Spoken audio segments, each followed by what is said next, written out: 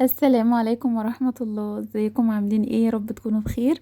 النهارده ان شاء الله فيديو جديد ووصفة جديدة. هنعمل مع بعض المخلل المشكل.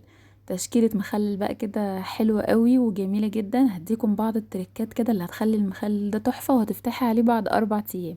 يلا نقول بسم الله ونشوف هنعمل ايه. معايا هنا لفت وقرنبيط وفلفل وجزر. ممكن تضيفي خيار برضو معاه، مفيش مشكلة. اول حاجة بجيب اي حاجة عندك، استانلس، بولة استانلس، حلة، اي حاجة. عشان نحط فيها زهرات القرنبيط. طبعا بنكون غسلينها كويس جدا، وبقطعها كده يعني حتت صغيرة، الحجم طبعا اللي تحبيه. وبضيف عليه مية مغلية من الكتل. تركة المية المغلية دي يعني احنا طبعا مش هنسلقه علشان طعمه ما يغيرش وما يتهرش مننا. احنا بنحط مية مغلية يدوب يدبل حاجة بسيطة خالص علشان يستوي زيه زي بقية المخلل. الخطوة دي بجد هتفرق معاكي جدا.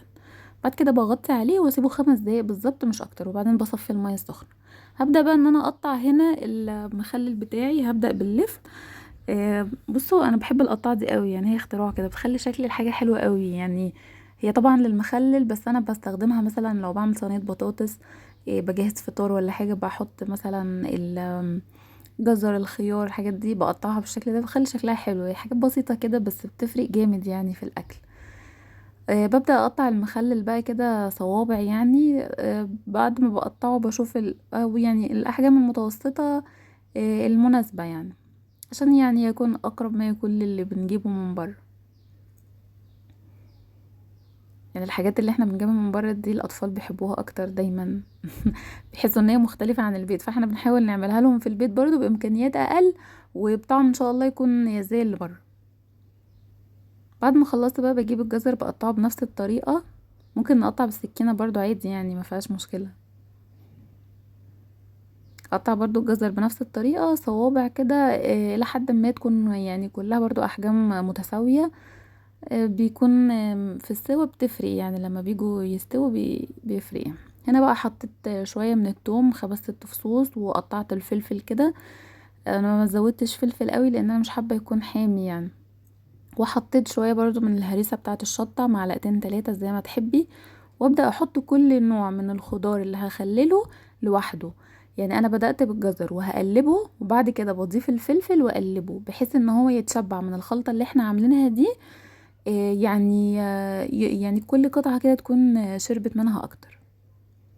اقلب بقى كويس قوي من فوق ومن تحت كده ومن كل حتة. وبعد كده بضيف اخر حاجة القرنبيط. طبعا لو حاطه خيار حطيه مع الوصفة دي عادي برضو بنفس الطريقة بالظبط. طبعا انا كنت صفيت القرنبيط، حطيته 5 دقايق بالظبط وصفيته وسبته على جنب. وبعد كده بقى ايه، هبدأ اقلبه مع الخلطة اللي احنا عاملينها دي. لو حابة ان انت تزودي هريسة الشطة اكتر من كده عادي. بجيب بقى البطرمانات بتاعتي بتكون مغسولة وناشفة خالص ومتعقمة ونضيفة وزي الفل. بحط بقى فيها المخلل بتاعي. ببدأ اعبيه في البطرمانات. طريقة عشوائية طبعا عشان يبقى كله شكله مشكل في بعض يعني. وابدأ بقى ان انا اجهز المية.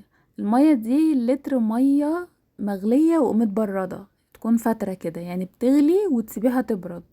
وبعد كده بحط عليها 4 معالق كبار من الملح، ومعلقة كبيرة من السكر. السكر ده بيخليها يعني فيها القرمشة اللي احنا بنجيبها من بره دي. بعد كده معلقتين كبار من الخل. الخل ده نوع كويس عجبني يعني، حسيت ان انا عايزة اقولكوا عليه. نوع الخل بصراحة بيفرق كمان في الاكل جدا. بعد كده بقى اقلبهم بقى كويس قوي. وابدا اضيف في المخلل بتاعي، واحط ورقتين لورا كده من وش البطرمان وازود عليه المية. طبعا المية يعني بتحطي مقدار اللتر. لو حسيتي ان هو مش مكمل بتزودي عادي، بتعملي مية تاني بنفس المعيار اللي احنا عملناه. لتر المية عليه 4 معالق كبار من الملح ومعلقتين خل ومعلقة سكر كبيرة. بعد ما خلصت بقى خالص ببدأ ان انا اغطيه كده بكيس او البلاستيك راب، اي حاجة يعني علشان ما يعملش ريم من فوق.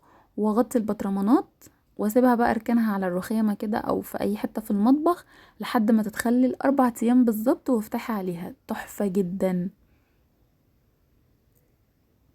ده كان اول بطرمان، وده تاني بطرمان. انا برضو بعمل فكرة تانية، ان انا لما بشتري مخلل من بره بميته، بحطه طبعا في بطرمان، وبعدين اي حاجة عندي بقى حسيت ان هي يعني مش هتقعد بحطها في البطرمان ده، بتتخلل في المية دي بتبقى طعمها حلو برضو.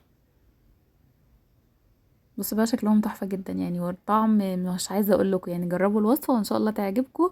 اهم حاجة ما تنسونيش في لايك وشير واشتراك في القناة، وان شاء الله نتقابل على خير في فيديو جديد وصفة جديدة. ولو وصلت لنهاية الفيديو ياريت تكتبي كومنت حلو وجربوا الوصفة وقولوا رأيكم ايه فيها.